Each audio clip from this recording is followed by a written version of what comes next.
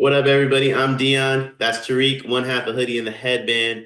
The headband is on his way back, fellas. I know, you know what I'm saying? I don't got one. I do got a hoodie, though. Talk to me. I do got a hoodie.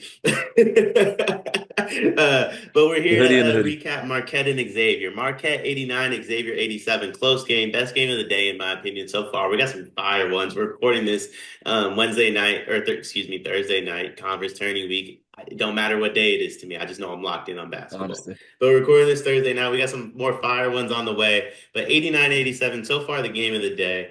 Marquette squeaks one out. I do believe they covered the spread too. Shout out to them. Good teams win, great I was teams gonna cover. In the preview, we both mentioned this Cam Jones, NBA guy.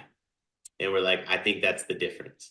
Um, I'm not saying I was wrong because Cam was phenomenal. Ryan Conwell wasn't an NBA guy, but he chunked up 38. That yeah, dude single-handedly kept Xavier in the game. Um, 100%. is there any is there anything you could take away from if you're an Xavier team that would make you feel confident going into next season? Um, Again, it's always hard to answer these questions because you never know who's coming back. Ryan Conwell was a junior, but again, transfer portal, he could leave.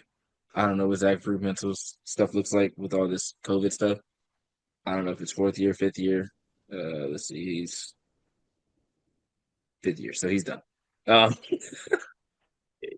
um, I don't know. Sean Miller always has good teams. I think you can trust Sean Miller to build a good team around whoever he brings back and brings in.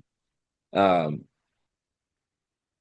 I think they're going to be slightly disappointed because they have a talented team and they weren't bad at all this season. Like finishing 21-11 overall, and then finishing what 13-8 now with the loss today to Marquette in conference play.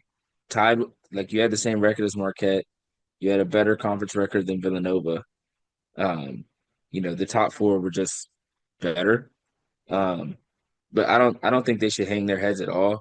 But it probably is pretty disappointing, especially if they don't make the tournament, considering the amount of talent that they have. And if they were to make the tournament, they could probably win a game or two, depending on where they are and who they play. I seen somebody say that they might have like a 12 seed. So if they were a 12 seed, they get a five, depending on who that is. I wouldn't, I wouldn't be surprised if they won a game like that. Ryan Conwell was fantastic today. I mean, 38 points, 13 of 18 shooting, 7-11 from three. A lot of times when you see players get 38, 40, they take about 20, 25 shots. Um, and it don't always look the greatest. Sometimes it's like 11 for 25, 10 for 24. Um, Only missing five shots and scoring 38 points is super impressive. Zach Freemantle, um, it's gonna feel weird, but only 15 points. Feel like they need a little bit more from him, but Marquette obviously knew what they were trying to do and trying to stop him. And then it just came down to, you know, Marquette just making plays at the end of the game. David Joplin hit some big threes. Cam Jones hit some big shots late as well. He had a three on the wing that really opened the door for them to come back and win. And Steve Mitchell got a couple steals and some layups. Um, yeah, I mean, I talked about this in a previous preview. I think it was before this St. John's game. I could be wrong. About Marquette is at their best when all five starters scoring double figures, or it's a balanced scoring effort. Now, granted, Cam Jones still scored 28, but when you get 14 from Joplin, 16 from Ross, 16 from Mitchell, you only got three from Ben Gold, but you got 10 from Parham off the bench. So you still got five people or five players in double figures. I think they can take that into St. John's into the game against St. John's and feel really good about that. Now, obviously, they're playing Xavier and St. John's are two different defenses, but I still think you can take away some things that you were able to do in this game and the adversity that they had to overcome, being down 14 at one point. Um, I think they can take that into the game against St. John's and feel pretty good about their chances, considering they just lost in overtime by 2 points their last time they played them at St. John's.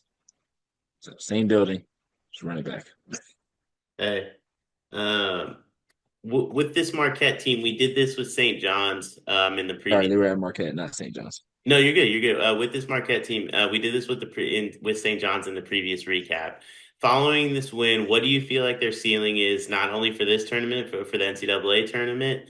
And was your opinion changed at all by this game, for better or worse? Slightly for the better, but I'm still not completely sold on Marquette. I would love to be sold on Marquette. My favorite basketball player of all time went there. Dwayne Now, Wade? I didn't really see him there. Yeah, Oh, I didn't really see him my there bad. I because I thought was you were like talking 2 years old. about No, it's Jay Crowder actually. That's but Dwayne. I I would like for Marquette to do well. I just I can't trust him. I've been bitten too many times just trusting certain teams in March over and over again, and I'm saying this as a Kentucky fan, Mhm. who has in the past 5 years has been, oh, it's Kentucky, we're going to make a run, and we have not. There are certain teams that you just can't keep putting into a certain caliber until they prove that they're in that caliber, and Marquette has yet to do that. I've been stung by the Marcus Howard Marquette teams, where they lost to Murray State. Granted, they had John Morant, but Marcus Howard was fucking crazy in college. So I thought, they had the better team. John might get his, but then they let the big man, I forget the big man's name from Murray State. They let that dude just cook that game. He was just a big dude. He looked like DJ Burns, but like the smaller version. That's So I'm crazy. like, I don't know. I've been bit by Marquette too many times to trust them. So I would say for me, I feel like their ceiling is Sweet 16. Now, they could go further than that, but I'm not betting on that because I could end up looking really stupid. If for what it's worth, I think Marquette fans would take a Sweet 16 berth. I think Marquette fans would be very happy with that.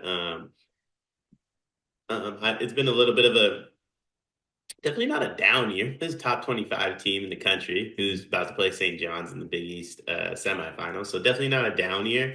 But I do think they had a little bit more expectations than they're maybe receiving. Cam Jones, in my opinion, is one of the best players in the country. I feel like he was a unanimous first team All American coming into the season. He's lived up to it. So I do think there's an element of like maybe they wanted a little bit more out of the team. And I think a Sweet 16 berth would kind of minimize those feelings. We're going to get into a preview for St. John's and Marquette that'll be on the channel along with this video. Please like, comments, and subscribe for Tariq. I'm Dion. We'll be back with every Big East preview and recap for the whole tournament.